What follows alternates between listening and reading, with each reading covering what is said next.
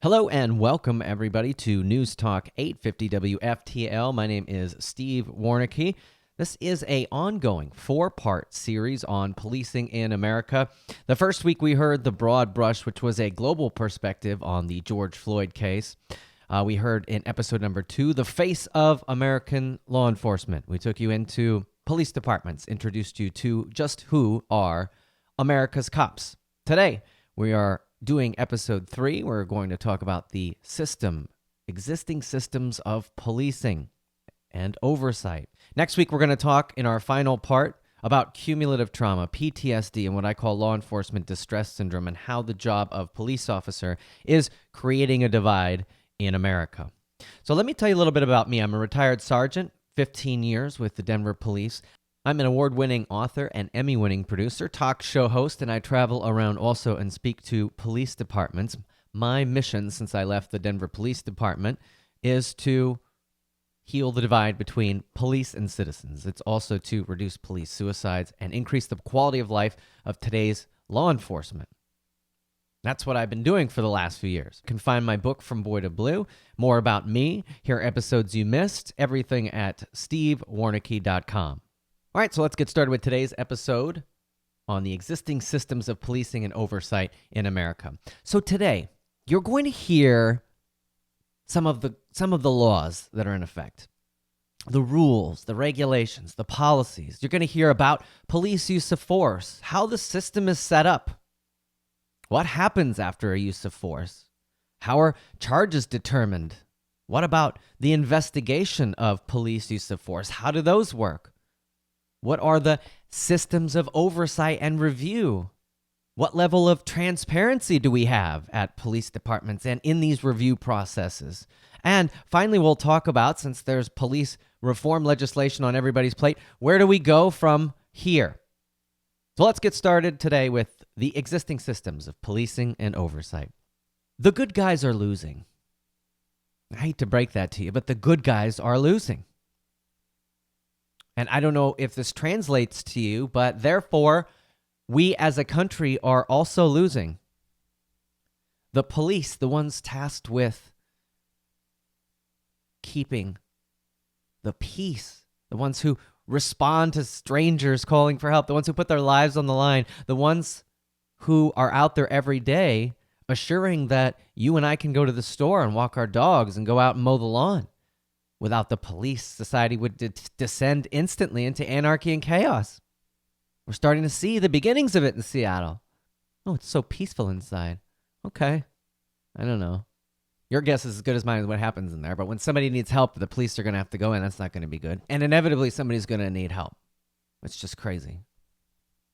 Why are we losing the war on cops in this country?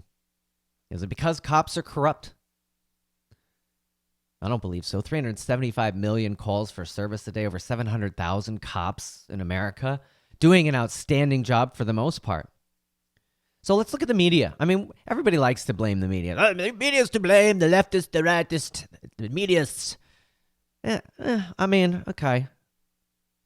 The media might have some culpability here, and part of it's not their fault. Maybe part of it is some of their fault. I think part of it that is their fault is, the media is a business. They need ratings, and they know police misconduct gets people's attention and gets ratings.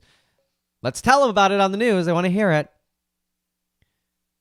So maybe they tend to want to report police misconduct over police doing good because it helps them. Part of it's not the media's fault. I mean, look at how our society has evolved, right? Tell me the story in 60 seconds. Let's go. Come on. Tell me the story. What's the story? How does this work? Okay, I'm bored. All right. I got other stuff to do. We all have ADD, right? Like, how do you tell a complex situation in a 60-second news package? How do you tell people what they need to know? Everything you see nowadays is boiled down just to make it simple. You hear talks or things, and they're like, just give people 3 takeaways. I can't handle any more than that. Wash your hands for coronavirus. Don't touch your face. Wear a mask. You got it? Okay, we don't make it any harder than that. There's science and preventions, therapeutics, vaccines in the works.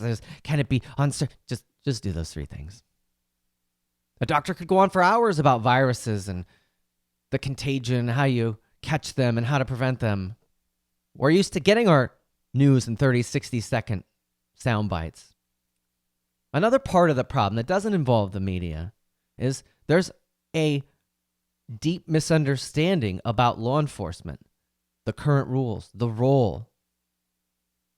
That's what I tried to do 5 years ago when I was writing this book, From Boy to Blue. Explain who the cops are, explain the rules, in a way that people could understand. I can't boil it down to three things because it's way more complex than that. Hence, there's a 4-part audio series on policing in America. It's 4 hours of audio to explain this. Is it necessary? It is necessary. Why do you think juries across America have acquitted police oftentimes in use of force incidents? Because they sit there for months and listen to everything. Then they hear the laws and they hear the regulations and they hear what police are allowed to do and when. And they go, oh, okay, well, yeah. And the rest of the country just thinks, hey, I just got off. It's a complex system. It takes time. It's like a car. A car is a complex system. All week we get in, you don't even push the key anymore. Push the button, put it in drive. You got the signals, the lights, the headlights, the steering wheel, the brake, the gas, go. Right? What happens if your radiator breaks up? Radiator, I don't know anything about that. Radiator, I know how to get around in the car. It's a system. People that know a lot about the system, the mechanics, the people that build it, the car companies. We don't care about any of that. When our car breaks down, when it doesn't work right, we're pissed. Why can't they make a car that just drives right? Reform, we need car reform. What went wrong? What's happening inside the car? What went wrong, right? It's not a thing you can learn in a few minutes or an hour. You have to study it for a while to understand it. You'd have to really dedicate some time. I mean, I like to use Brexit as another analogy. I mean, people in the European Union know about Brexit. They're heated. It was a big deal to them. I mean, what does the average American know? Maybe some people know. I don't know. It's like, oh, Great Britain wants to break away from the EU. Okay. What if people were like, free Great Britain, they need to be free. They want to be free. You don't know anything about it. You go, yeah, countries should be free. Free Great Britain. Brexit's a good thing. I don't know. Can you imagine how complex a country leaving the union? It'd be like if Texas just went away and did its own thing. That'd be complex. Travel, money, government, rules, laws, borders, the history. Who knows? It's a complex thing. Yeah, tell me what you got to tell me, huh? It's a good thing? It's not? Okay. Yeah. I'm Republican, you're Republican. Do you like it? Okay, good. I'm Democrat, you're Democrat. You like it? Okay, well, I'll just go with that. I don't have time to research all this. That's too much. It's a complex issue. You have to know. So where can you learn about the cops? Well, my book, my website, my podcasts, citizens academies. You can go to police departments. Oftentimes go to a citizens academy.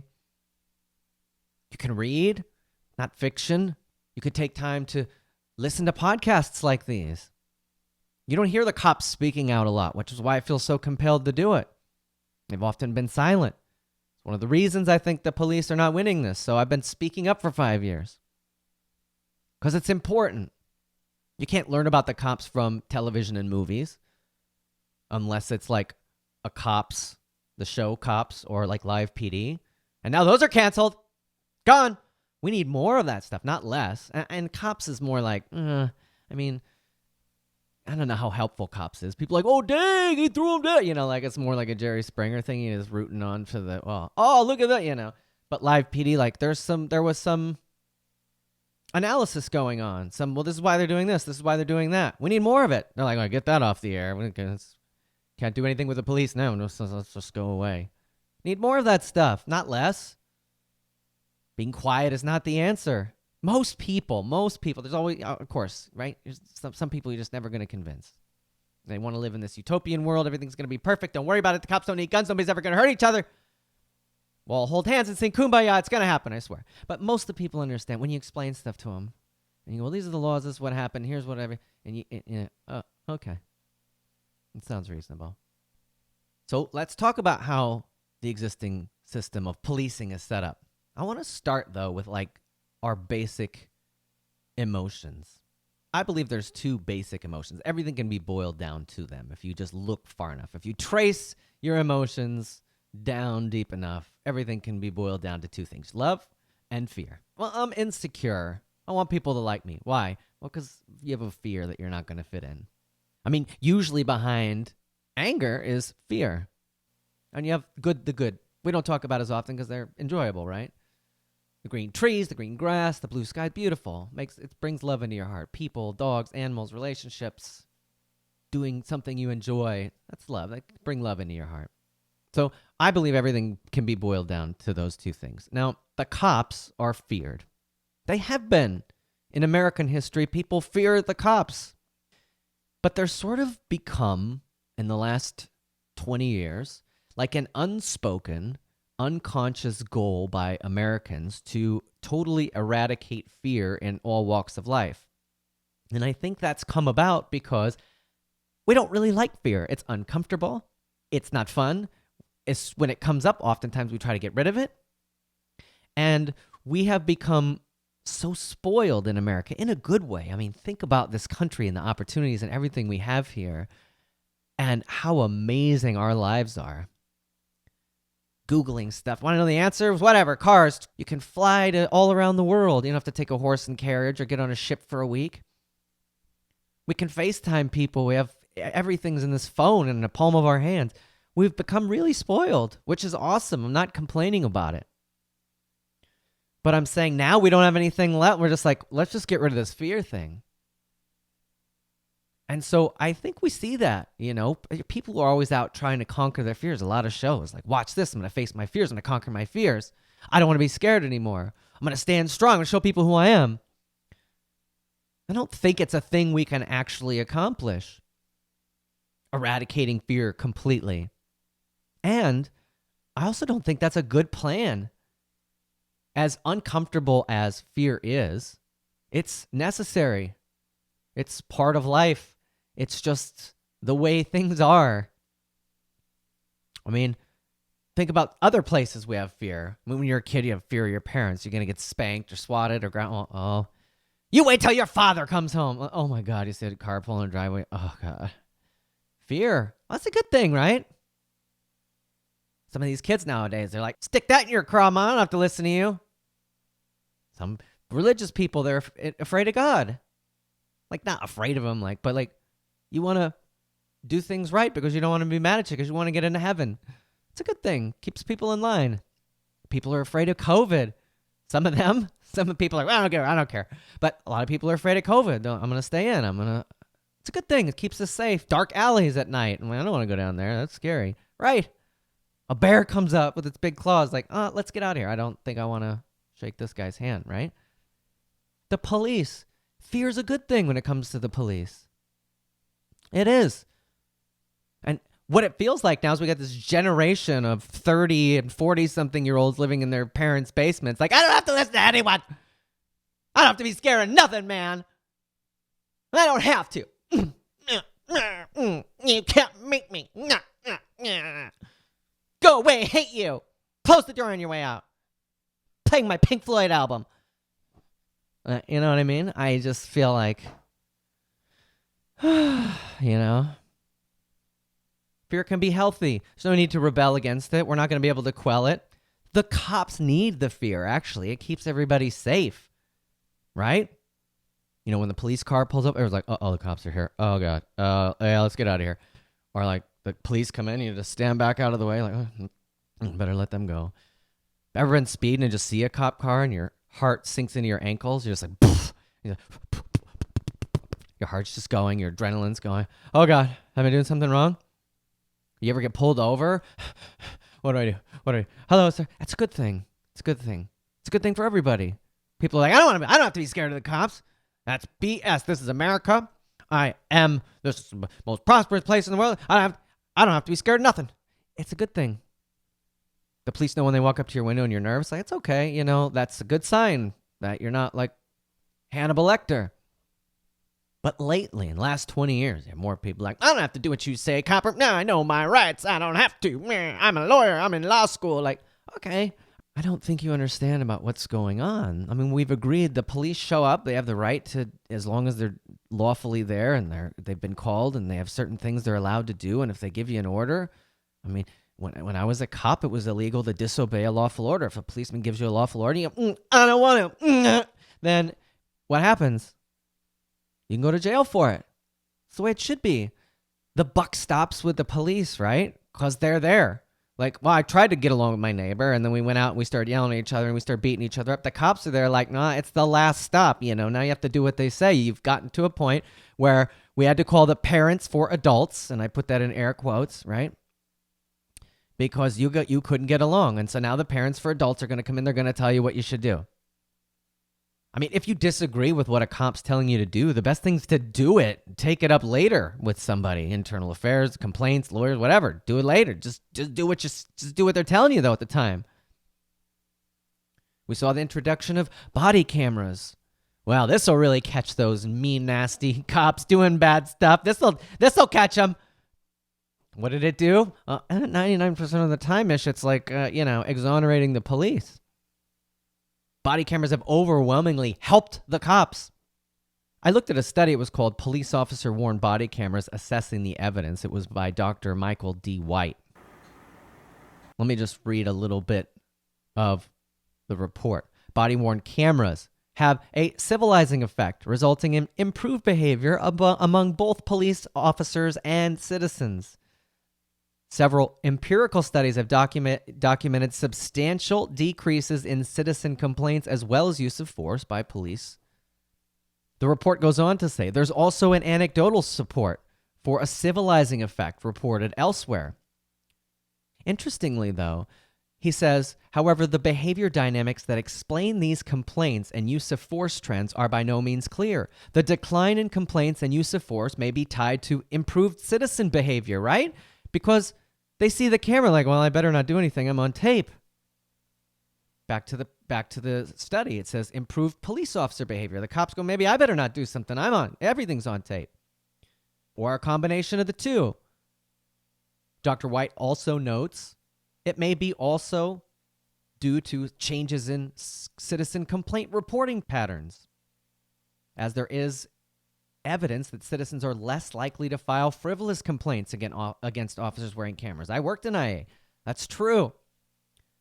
So maybe despite the expense, the colossal expense of equipping every police officer with a camera, and you got to have the cloud to upload it to hold all of this data, video and audio of every police contact that's going on. Hundreds of millions of contacts. It's a colossal expense. And despite the intrusions on people's privacy, when the police come into your house and you're beat up or you're sobbing or you're at your worst and they have video of it, or you woke up and found a family member dead and you're just beside yourself, but the police officers are filming, that's not, that's an intrusion on your privacy. There's video of that. You don't want video of that. But maybe we keep going with them for now. Despite those two things, I mean, they seem to be helping the cops most of the time anyway.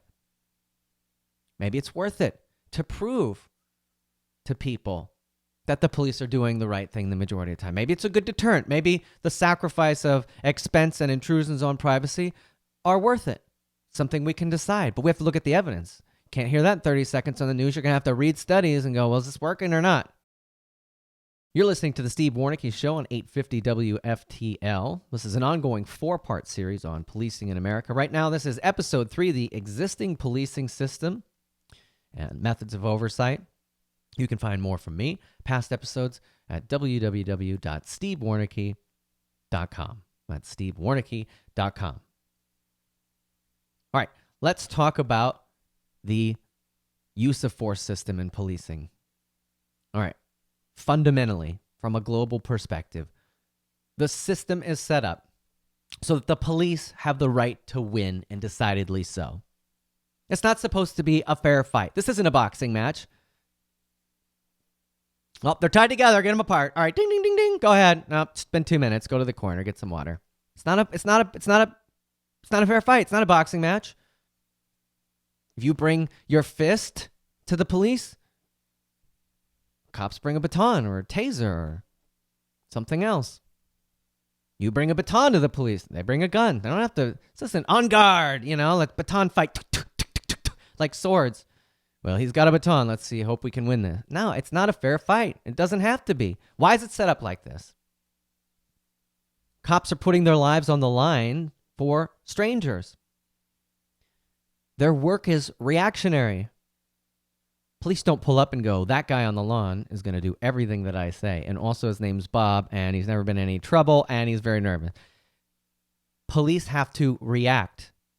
Police work by nature is reactionary. Pull you over, and do you get out and run? Do you pull a gun? Do you give us your license? What are the police actions are determined by what you do. So that sets you up right away for a colossal disadvantage. You can't go on the offensive as the cops.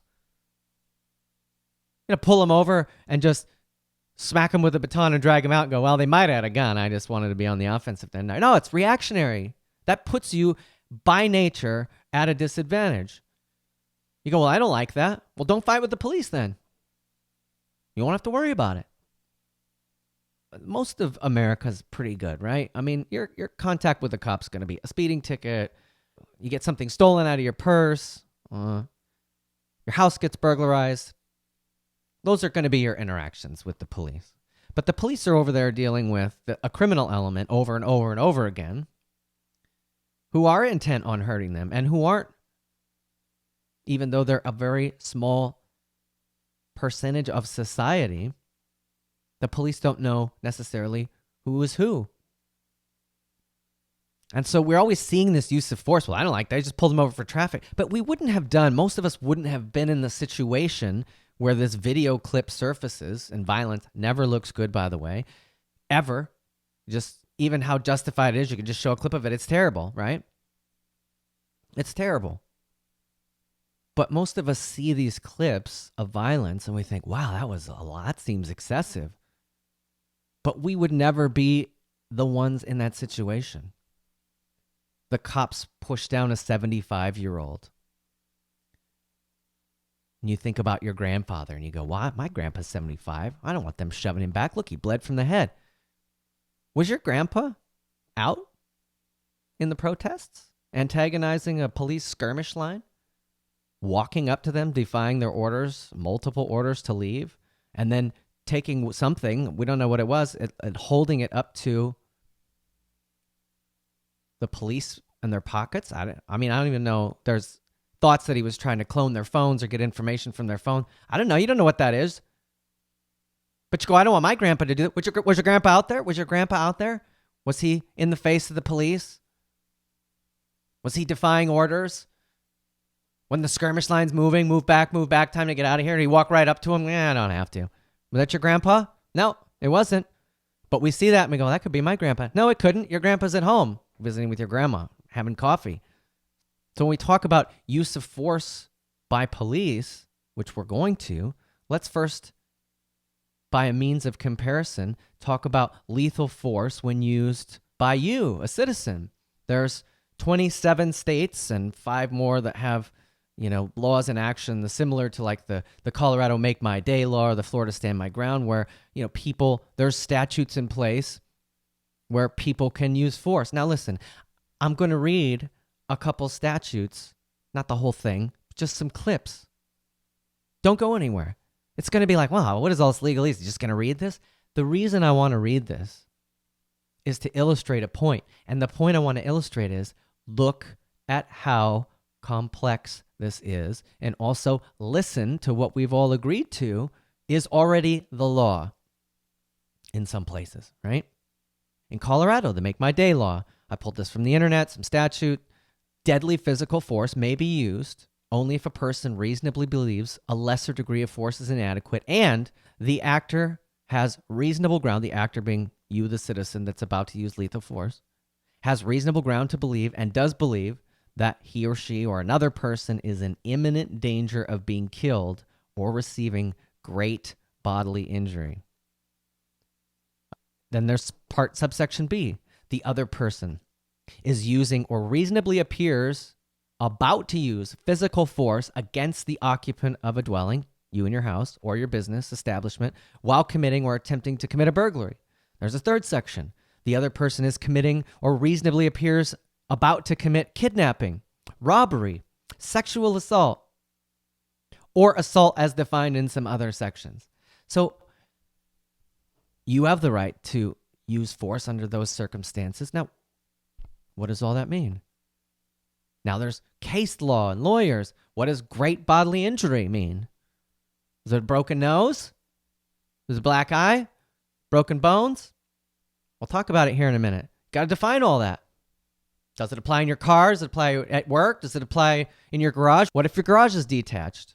What if it's attached? Does that make a difference? It's not really a home. According to burglary laws in Colorado, it's a different, lesser burglary if your garage is detached because it's not a dwelling. You don't live in there.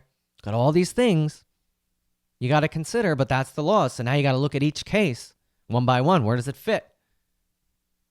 Florida stand your ground law. A person is justified in using or threatening to use deadly force if he or she reasonably believes that using or threatening to use such force is necessary to prevent imminent death or great bodily harm to himself or herself or another, or to prevent the imminent commission of a forcible felony. It's similar, right? Here's where Florida's law differs a little bit. A person who uses or threatens to use deadly force in accordance with this section does not have the duty to retreat, has the right to stand his or her ground. If the person is using or threatening to use deadly force, is not engaged in criminal activity. So you can't use deadly force if you're doing crimes yourself. And also it says you have to be in a place where you have a right to be. That's Florida's version. A majority of states have some type of law like this that they've adopted or it's in practice. I agree with them. You don't like those laws? Don't break into people's homes and cars. Don't put them in imminent fear of death or great bodily harm. But this is what we've decided on. That's why you see these cases and they're huge cases and all of a sudden the person goes free. It's because that was the law. You'll notice the law seems to be weighted toward the homeowner or the person. It's not weighted toward the criminal. Feels like America doesn't agree with these things anymore. Why not? Well, everybody says kindler and gentler. I mean, we've become kindler and gentler as a nation. I think that's a good thing. It is. But all you have to do is turn on the evening news to know that really bad things happen. And sometimes they happen to good people. And that there are times when violence is appropriate and necessary in order to protect us. This goes for us as a nation, us as a people, for the police. It sucks. And we have to be very cautious as to who has that power, how they use it, and the oversight. I agree with all of that. But at the end of the day, there's going to be instances where countries, police departments, the government, citizens have to use violence. So what about when police officers can use lethal, deadly force, right? I'll read from the Colorado Revised Statutes because that's where I was from. Just a snippet again, just to give you an idea. Not the whole thing. But it says a police officer is justified in using deadly physical force upon another when he reasonably believes that it's necessary, number one, to defend himself or a third person from what he reasonably believes to be the use or imminent use of deadly physical force. Again, we got to define that. What's reasonably believes? What's imminent? About to happen, right? What's deadly physical force? What qualifies as that? Somebody has a bat. Is that deadly physical force? Does somebody have a taser? Is that deadly physical force? Maybe. Depends, doesn't it? If I just tase you and walk away, you go, no, that's not deadly physical force. But if I say, you're dead, sucker, and then I tase you, or I'm going to kill you, and then I tase you, maybe. Because what are you going to do when I'm tased? Crush my head in, whatever, take my gun, shoot me, whatever. You don't know. Could be, right? Those are the gray areas. Got the clear ones. I pull a gun on you, deadly physical force, right? It's a no-brainer. We always have this spectrum. We have the ones that are totally not physical force. Like, I bring a white glove and I just slapped you across the face with it. Well, that's not deadly physical force. We can all agree on that. I point a gun at you. Pretty much everybody's going to agree that's deadly physical force. And then there's all that stuff in the middle, which is where all this stuff happens. A knife? Yeah, probably, right? 3-inch Swiss pocket knife? Yeah. I don't know. Pump some people's gun. You can't kill anybody with that. Yeah, you can. A BB gun? This is what I'm saying. Let a jury decide. Right? Let's go back to the statute. Peace officers in Colorado says they can use deadly physical force. The first part was to defend against an imminent use of deadly force. The second part, to effect the arrest or prevent the escape from custody of a person who he reasonably believes has committed a felony or attempted to commit a felony using the use or even the threatened use of a deadly weapon. Think about that. So you're a school shooter, you go shooting, the police pull up, you're running away. Can they shoot you in the back? Do you present a danger to society? That's an easy one. What about the ones that aren't so easy? Threaten use. Walk into a bank, you just have your hand in your coat. You don't really have a gun. Say, I got a gun, give me all your money. The policeman sees you. Here's that. He shoots you. Threatened use, didn't have a gun. He threatened it. You said you did. It's a clear one. I'm just giving you generic examples, right? There's a lot to this, isn't there? Police officers have to know that. They have to make these decisions instantly. The rest of us go, what happened? Shot a guy in the back with a taser? Nope. Do you know that we need more information? We always need more information. What do these terms mean? What does serious bodily injury mean or great bodily harm? Colorado says serious bodily injury means bodily injury which either at the time of the actual injury or at a later time involves a substantial risk of death or a substantial risk of serious permanent disfigurement, a substantial risk of protracted loss of impairment of the function of any part of organ or the body or breaks, fractures, burns of the second or third degree. Huh? Did you expect that? Did you expect that definition to be that long? Huh? What? Serious bodily injury. You're going to hurt me bad. No.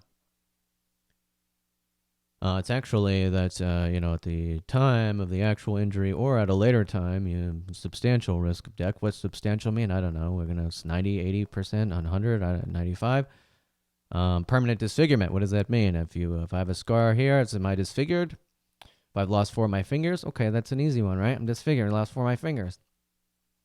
I'm so vain, like a scratch across my forehead. I'm disfigured. Help! You see why I read all that? Do you see how complex this is? And we're not even talking about regular use of force. We're talking about lethal force. And it's just the tip of the iceberg. And it's like, huh?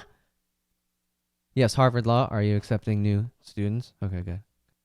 So now we're talking about police officers and deadly force. And now you have this shoot to kill thing we've all heard. Shoot to kill, shoot to kill. We were taught, I remember being taught, shoot to stop. You're not shooting to kill, you're shooting to stop. And you hear politicians and people, even family, everybody say, why didn't they just shoot him in the leg? Shoot the gun out of their hand. It's so frustrating to hear like politicians saying that. Really it is. Let me talk to you about why it's shoot to stop. Now that you have an understanding of this and you're a police officer, you're facing a situation where serious bodily injury or death is imminent. So like one of the good cases, all right? Let's just say it's a clear case. Somebody has a gun, they're shooting at you. They're trying to kill you. What is the highest probability of you succeeding and going home that night? Is it to try to hit a tiny gun in someone's hand, which is flailing around everywhere? Or while they're running, the gun, how are you going to hit this gun? With a single bullet from your gun? You're supposed to hit a moving gun?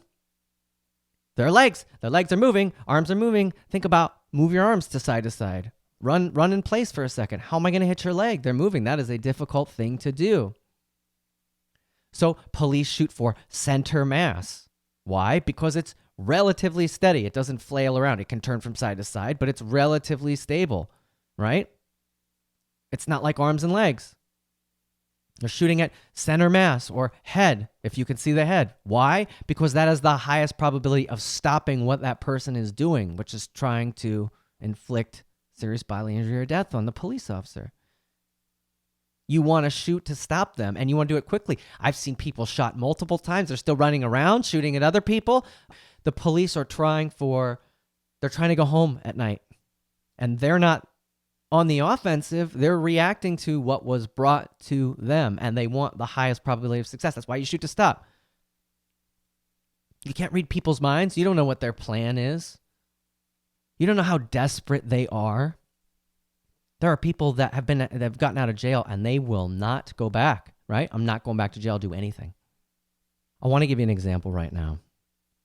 I'm going to play some police audio from an actual police department where the officer gets involved in a shooting. Somebody starts shooting at the policeman, and he has to engage this person. I want you to listen to this because it's really important, because this is what you won't see on movies and TV, right? All right, so I'm going to pause it here and there. I'm going to play a little bit because I'll explain what's happening. All right, let's listen. 112. 112. Traveling eastbound 49th. I got a Ford Explorer. Shots fired. He just shot at me. All right, 112 is his call sign. He's calling into dispatch saying, try to pull over a car, and he's been shot at. Those loud noises are him breathing. Now he's driving a car. He's not running. So you're being shot at. Most of us like, let's get the hell out of here, right? Instead, you got to let's go get this guy. What's happening? I got to confront him, right? That's the job of police. So listen some more. I'm now at Hooker. Hooker's the street, just FYI. 12, talk it up. 112, he's turning into Motel 6. Up here, 49th Federal, just shot again. He's coming back around the south side of the hotel. Green four-door Explorer. Okay, he's going to stop. All right, if you don't have goosebumps and chills everywhere, I mean, my hair's standing up. It's so difficult to hear that. That's terrifying. It's literally terrifying. This guy's shooting at you, and now he's pulling into a parking lot, and you're continuing after him. You're not like, you know what? I don't really care about speeding anyway. I'm going to go back to the station. Forget it. It's not that important. And now he's going to stop.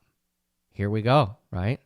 You have to get out of your car and confront a person that's trying to kill you.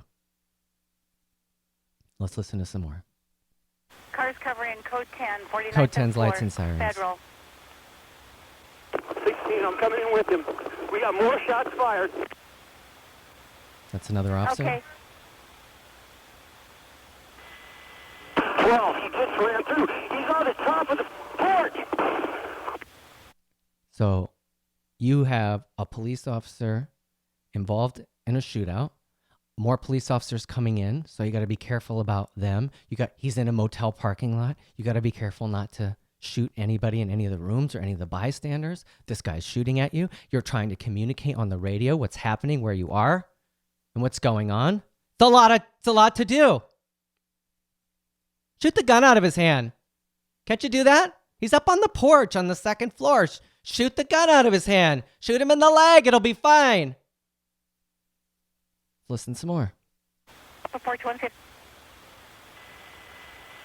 12, shots fired. Talk it up. 12, suspect down, shots fired. He's down. Shots fired, suspect down. In front of room 231. Okay, shots down. Shots fired, suspect down, ambulance en route. Ambulance has started. Suspect's been shot. Can you hear the panic? Can you hear how horrible this is for him? Did he get on the radio and say, yippee-ki-yay? Or blow out some steam, Bennett, I'll be back. Did he say a cool Hollywood line? Guess this is your last motel you're going to stay at. Did he get on the air and go, 112, yeah. Got another notch for my bedpost. That's what you get when you mess with me, 112. Yeah. Won't mess with me. Could have shot the gun out of his hand, but it didn't. Nope. Did you hear any of that? I didn't. Can you imagine this? This is your job. What would that guy have done to the community? Well, turns out he was out for violent crimes of jail, and he was not going to go back. And when he gets pulled over, he's like, I'm not going back. Let's listen some more. Anybody else as far as suspects? He's right on the second level. Shots fired. She's asking him. That's a thing you never thought. You're listening to this. She go, well, it's over. It's good. He can relax now. No, I mean, were there other people in the car? Does he have associates? What was he doing? I don't know. Have you even got to the car yet? She's asking him a question. He can't answer the question. He's just repeating himself. Why? He just gives in a shootout. He's not like, 112, get the coffee ready. I'm going to head back to the station. He can't answer the question. Second level, suspect down, ambulance en route. Any other suspects? I haven't cleared the vehicle yet. Cars continuing, code 10, 49th and Federal to motel. Okay, so that's where we're going to stop. But he says, I haven't cleared the car yet. There could be people ducked over in the car, more people in the car. She says, cars go in, code 10, lights and sirens. Get going in there. We got to get the scene locked down. Now we got to identify witnesses, separate them. We got to call homicide out. We have to put crime tape up. We got to take the officer's gun. We got to put him on leave. We got to make sure everybody's okay. Did any of the shots that the police shot or any of the shots that the suspect shot, where did they go? Did they go into hotel rooms? Did they hit bystanders? Did anybody else hurt? And you're going to go downtown and you're going to be interviewed. And the district attorney, people are going to look at charging you criminally because you've just shot somebody. And then you got to go home. And night after night, you have to go to bed and go to sleep and close your eyes and remember the gunfire and remember this shootout. It's now a part of who you are forever. It's not an easy thing. It's not, How is that an easy thing? Did it sound easy to him? You think he might be traumatized by that a little bit? Now let's talk about the police shooting in Atlanta, where the police officers have been charged. We need more information. Was a cop justified in shooting a suspect that was going to use a taser on him, even if he was shot in the back while running? I don't know. Maybe. Depends on what the police say, what all the footage. I've only seen a little clip. I haven't seen it all. I want to see more. I need to know more. What did people say? What was the whole thing? We know a couple things. Tell me the facts. Drunk driver, shot in the back, run away, hit a taser. No. Charge the cop. Throw him away. Death penalty. If your friend got in trouble and you go, what'd you do, man? He goes, I wrestled a taser away from a cop and I tried to shoot him with it. You'd be like, oh, dang, what? What are you doing? Wouldn't you? What we were talking about. The police is in hot pursuit of this guy with a taser while he's turning around trying to shoot him. So he gets hit in the back, but was he just going to shoot the cop with a taser, throw the taser down and run away? When you incapacitate a police officer and tasers fire for like 5 seconds at a time and then you can restart them, you can have access to his gun. What was the suspect going to do now? How are we supposed to know? How are we supposed to know? What was the guy going to do next? Was he going to finish the job? That's the problem. We don't know. So police already sacrificed their lives. Should they be expected to double down on that? And hope people aren't going to hurt them? Don't kill him. Just get tased and let's hope he doesn't do anything worse to you. That's what we expect of the police to do. Or could we as a nation just agree not to wrestle away a taser from the police and try to shoot them with it? Those are our two options, I feel like. Which one makes more sense to you? Let's just agree. Don't wrestle away weapons from police and try to use it on them. All right. Problem solved. There's tools that police have. There's thresholds for use. Pepper spray used to be like passive resistance, meaning somebody's like, you're like, come, you put your hands behind your back. No. And they don't do it. And you can pepper spray them. Every tool has a threshold. The taser, when tasers initially came out, our department said, oh, you could tase people, when they're running away. Then the threshold got raised. Like, oh no, you have to be about to be assaulted before you can use a taser. The chokehold's a big question, right? The chokehold isn't cutting off the airway. It's supposed to be cutting off the blood flow to the brain, the carotid artery, which is like the pass out game when you were kids. You put the chokehold on, people go unconscious for 10 seconds. People have died under chokeholds. So when can you use it? They've raised the threshold. They've now said in some places that the chokehold can only be used if you can shoot somebody. And here's the interesting thing about making rules. So you can never make an absolute rule for police. Never. Like take in batons, for example. They say, well, these are the approved strike areas. Don't hit the joints, don't hit the head, don't hit the genitals. Try not to hit any organs. Stay with, you want to hit the rib area, here between the elbow and the wrist, the upper arm, the upper leg, not the knee, not the ankles, not the hip, or down by the, down by the calf, but don't hit any joints. That was the use of the baton. But there's always an exception. If a suspect was on top of your partner and had a knife and was about to plunge it into him, highest probability of success. Like, well, I'm going to strike him in an approved area. Or would you hit him in the head with a baton? At that point, the baton becomes lethal force, right? Because you can expect if you hit somebody in the head with a baton, it might kill him. So there's no absolute rules. I mean, you can have thresholds, but there's always going to be exceptions because there's so many different situations. When I was on the police department, there was a use of force. You got in the use of force as an officer. You had to call a supervisor. The supervisor came out. He had to film any witnesses, video, not just written statements. You had to video the suspect, video any witness statements. You had to see if there was any footage. You had to take photos of everything. You had to submit it. You had to write up a whole recap with a finding that got forwarded to the lieutenant, to the captains, to the commanders, to the division chiefs, to internal affairs, to oversight boards, to the monitor's office. Everybody was looking at that. What happened? Was it justified? People were looking at those. They always do. Did you know people do that? You think cops just smack someone with a baton and go have some coffee? No, it's a whole thing. It takes hours. A use of force investigation for me as a sergeant was 2, 3, 4 hour ordeal to complete. And everybody's going to look at it. District attorneys who are elected, might I add, right? In most places, or at least in Colorado, elected officials are looking at charges. Do we charge the police?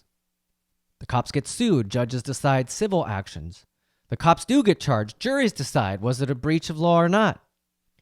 At many police departments, there's all kinds of oversight boards. The Denver Police Department has a tactics review board. The primary function of the tactics review board, I'll read from the Denver Police Department's operation manual, is to review tactical situations or incidents reported on a use of force report, or vehicle pursuits, or vehicle accidents, where there's a possible deviation from department training, policy, or procedure. So if there's a possible deviation, they're going to look at it. Who's it composed of? The division chief. The chief of police will appoint 7 voting tactics review board members demonstrating experience in police tactics and officer safety. One member of the tactics review board will be the form from police officer, then you'll have all these different ranks. And you have a use of force board. It's different. The voting membership of the use of force review board will be comprised of the following: a commander for major crimes, the high-ranking commander, a police commander, 2 community members selected and trained by the department, 1 member from another Colorado law enforcement agency. The chief of police or designee will select the partnering agency.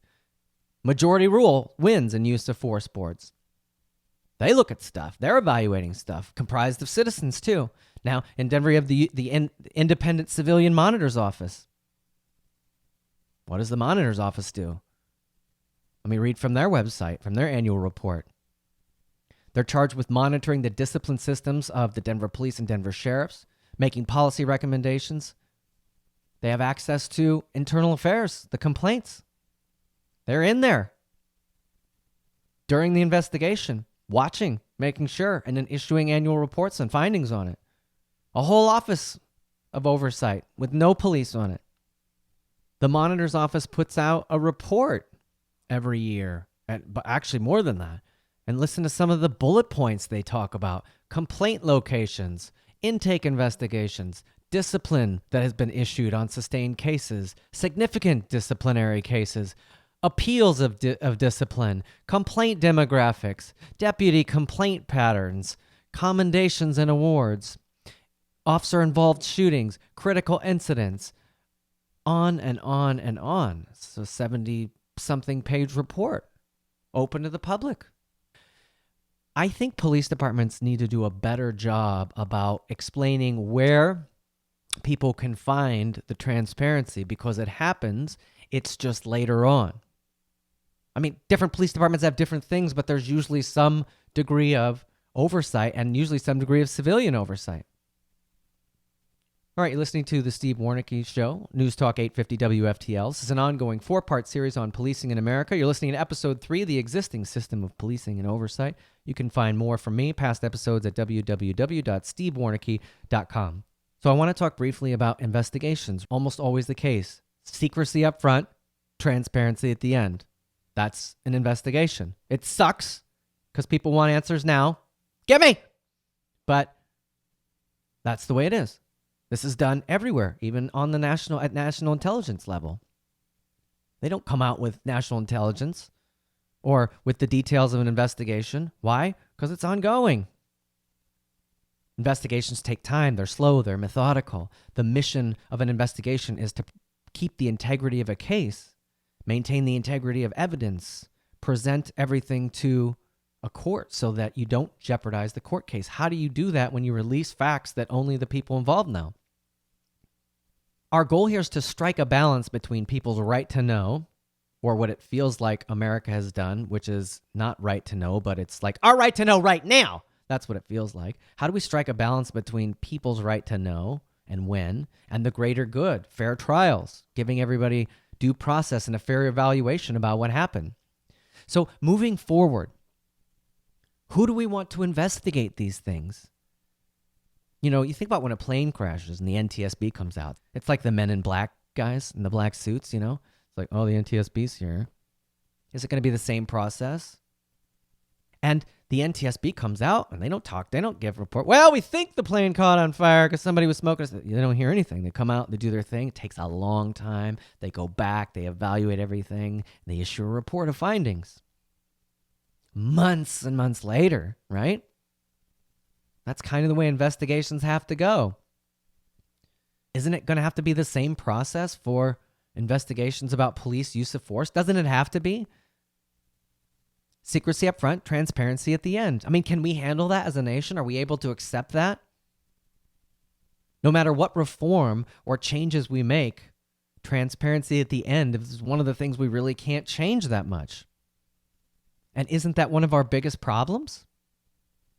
I don't think the answer is more reform. The answer is let's agree on a system. Let's agree on who's going to investigate it. And then when something happens, and it inevitably will, because you have 700,000 cops out policing hundreds of millions of people with 375 million contacts a year, and inevitably force is going to have to be used, we as a community have to go, let's let the NTSB or its equivalent come out and do their investigation. We'll wait to hear it. We're not going to forget about you, but we're going to wait to hear it.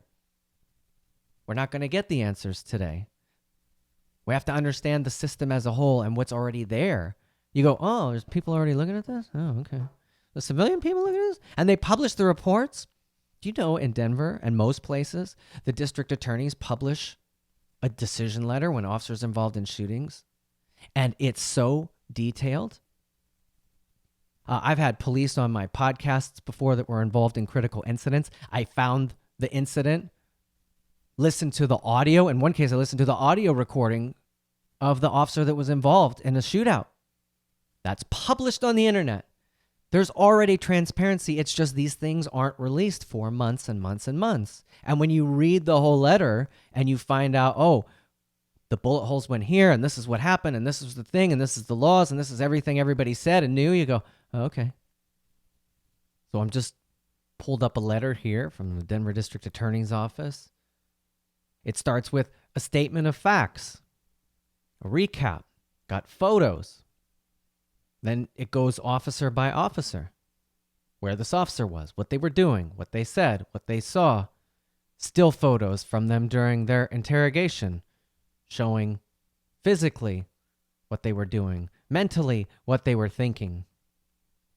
Every officer separated, interviewed separately, pictures of the crime scene, pictures of the gun. And then you have a legal analysis at the end. 18-page letter. You can't talk about that in a 60-second news story. They're going to pick the highlights. Secrecy up front, transparency at the end.